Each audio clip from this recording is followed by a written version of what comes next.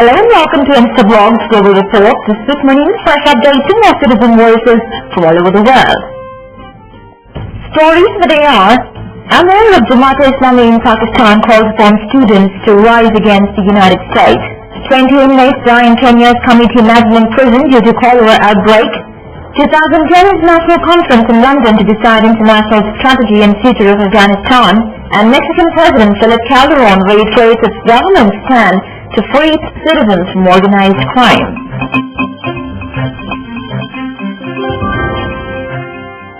The Amir of Jamaat-e-Islami in Pakistan, Syed Munawar Hassan, has called upon students' community to stand up against American conspiracies on its role in order to safeguard the ideology of Pakistan.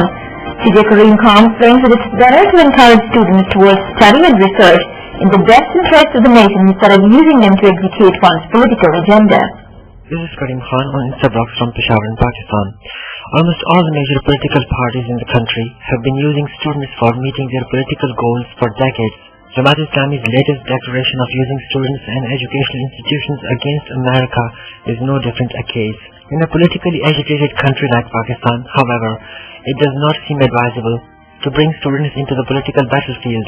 Not only does political participation affect their studies, but young students also lack the maturity to handle political affairs controllably and peacefully. During General Musharraf's reign, a ban was imposed on student unions in the country, and it made the environment of educational institutions comparatively better. Now student unions are becoming active again, and acts of violence are reported off and on from educational institutions of higher learning. For the better interest of the nation, it is therefore advisable to encourage students towards study and research and not use them in executing one's political agenda. The Kenyan government has appealed for help of 553 million shillings in the national treasury after 20 inmates died in Kenya's Committee Maximum Prison due to cholera outbreak. Today, Bangui reports that nearly 119 people have been killed in the past 1 month alone. This is Rose Wangui, a citizen journalist from Kenya, reporting on Instablog. Kenya is under a cholera threat, having witnessed several deaths last week, while more areas across the country have been put on high alert. Though it was such a shameful incident where over 20 inmates died in Committee Maximum Prison, the government has now moved to curb the spread of the disease and is now appealing for over 500 million Kenyan shillings from the treasury. At the moment, more than 50 other inmates are admitted at both Kenyatta National Hospital and the prison dispensary. It is a sad situation that the government is now moving to act when the situation is almost getting out of hand.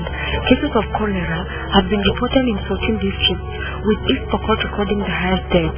Only Northeastern, Western and Nyanza provinces have not reported any cholera-related illnesses, and unless the government moves with speed, more lives belong to the deceased. It is even more shocking to hear that the government has run out of reagents to test cholera, despite the resident toll that has hit 119 this month alone.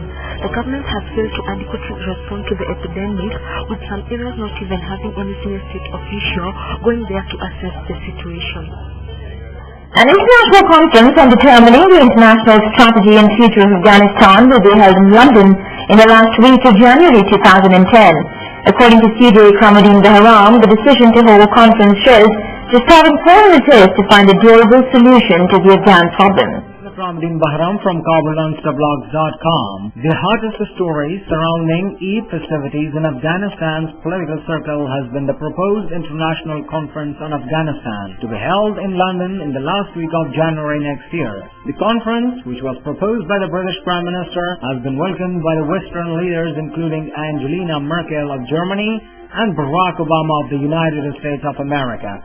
A reaction has yet to be shown by the Afghan government. Previously, international donors conferences have been held in Tokyo and other European capitals for Afghanistan. London conference aims to set benchmarks, as announced by the British Prime Minister, for Karzai administration on training security forces and fighting corruption within a tangible time frame. This adds to the increasing pressure from the Western capitals on Karzai administration.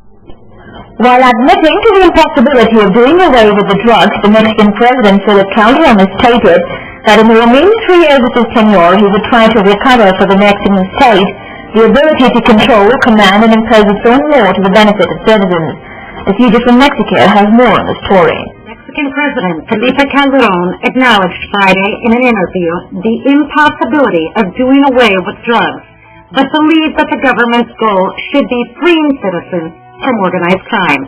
He said that in his remaining 3 years leading the nation, he plans to wipe out organized crime and recover for the Mexican state the ability to control, command, and impose its own law to the benefit of citizens.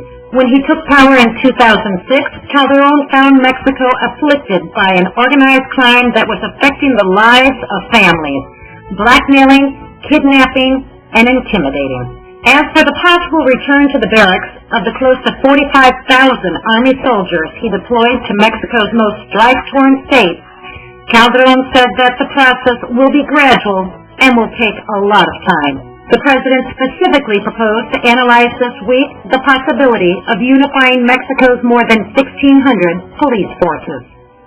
If you want your voice to be heard by millions, let Instablogs be your choice. You can contact us at cj@instablogs.com. That's all for today's show. With the rapid flash updates in your Citizen Voices, till then it's goodbye from the entire team of Civil Report.